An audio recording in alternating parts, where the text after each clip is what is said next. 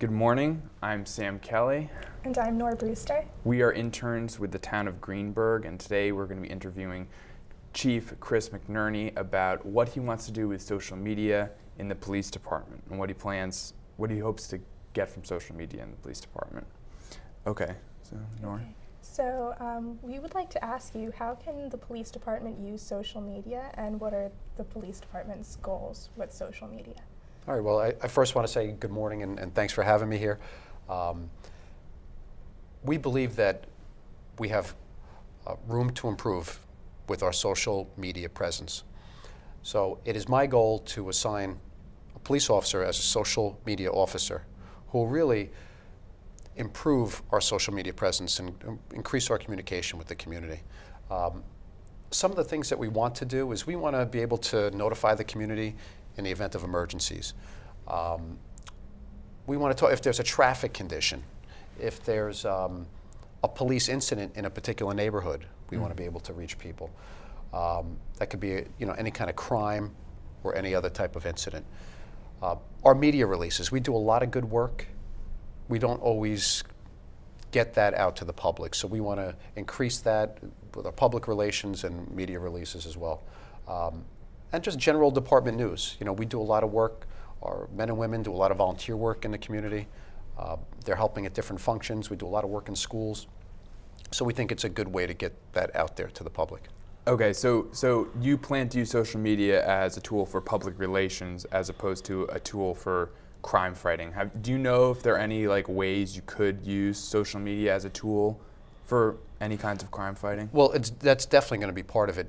Public relations is one element of how we're going to do it. Like I said, emergencies. If there's a crime that occurs, if we have pictures of somebody we're trying to identify, for whatever the crime may be, we can communicate that to the community. Mm-hmm. We've been fortunate. We hire a lot of police officers that grew up in the town, and I'll give you an example. We had a surveillance photo of a suspect, but we didn't have an identity on that suspect. One of our police officers saw it in the flyer and said, "Oh, I went to high school with that kid. I know who he is." So by getting those pictures out there, that's, interdepartmentally, yeah, we can identify people, but we want to get it out there as well. Yeah. So that's one way that it can definitely help us. We have videos. If we can do something through, Instagram or some other kind of social media form, we could put out short videos of surveillance where we're trying to identify people. Mm-hmm. We ask for the public's help quite often, and that would be another way to do it. And this police officer that you're thinking about appointing to this job, assuming she or he is young and technically social media savvy? Yeah, we have one police officer in mind who is definitely savvy and experienced with social media. She's an excellent communicator. She's got great communication skills, both oral and written, and I think that she would do a good job for us. Okay. So what kind of crime is most prevalent in Greenburgh, and do you think that social media can help either prevent it or help in apprehension of the suspects in these crimes? It's a tough question when you say what kind of crime is most prevalent.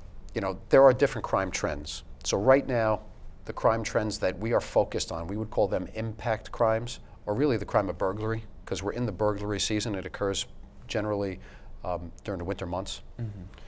And we've had a lot of incidents of larcenies from vehicles, and that's from unlocked cars are being entered during the overnight hours, and small portable items have been stolen. It could be, valuables, electronics, could be change. So it's a problem that's not just happening in Greenburgh, it's happening throughout Westchester County. So those are two crimes that we're really focused on right now.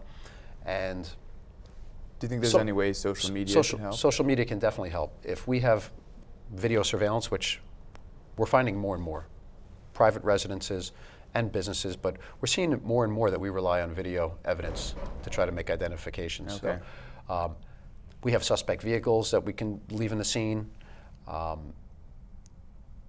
We have to partner with the community. That's our philosophy, is community policing and intelligence-led policing, and partnering with the community is part of community policing. We rely on them to help us. So as a partner, if we have information that we could put out to them to help us identify somebody who may be stealing from their home during the overnight hours. You know, we have video surveillance of some residences that capture some of these individuals. It helps us narrow a time frame. You know, so we can ask, oh, this incident occurred during the overnight hours in this neighborhood. If you have any video surveillance, or if you saw anything, or you heard anything, or if you saw a car, please contact us. So it's a great way to elicit information and get information. Yeah, so they back. would send it in, and then you could post it on Instagram or Facebook or whatever, Exactly. so everybody else could see it. Exactly. Okay. All right. Okay. Thank you a lot, Chief. Nor, do you want to talk about Sure. Greenburgh Town social media? Sure. So social media currently is not being used very much in Greenburgh today, but we just created Instagram, Twitter, and Facebook accounts for the town. And Supervisor Feiner is very, very active on social media. From what we've seen, other government social media, like other governments use social media accounts, like usually to take pictures from around the town and to show off local community events, but we really think that we could use it for so much more. Sam, would you like to talk about this? Yeah, so we could definitely use, so what, you know, I guess the chief was kind of doing the same thing here. We could use it for severe weather updates, you know, a flood watch, road closures, power outages, tornadoes, and also like public service announcements.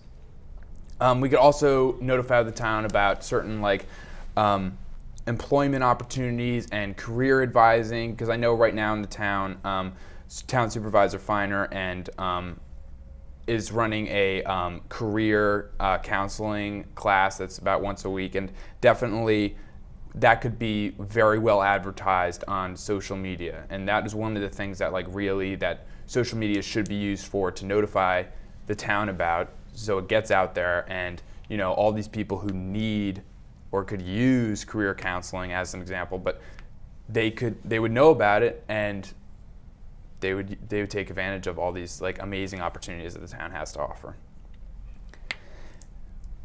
Absolutely, and so also we're thinking of using it to alert people of town hall and council meetings, so we can extend this even further to crowdsource ideas, criticism, and public opinion more than we've like ever been able to in the past.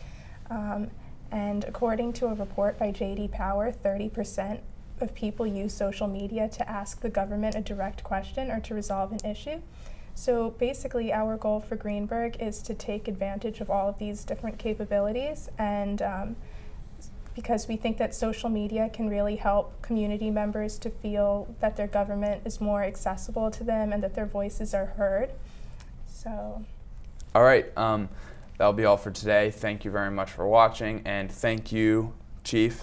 I really appreciate you coming on. We really appreciate you coming on. It was a pleasure to have you. Pleasure to be here. Thank you. Have a good day.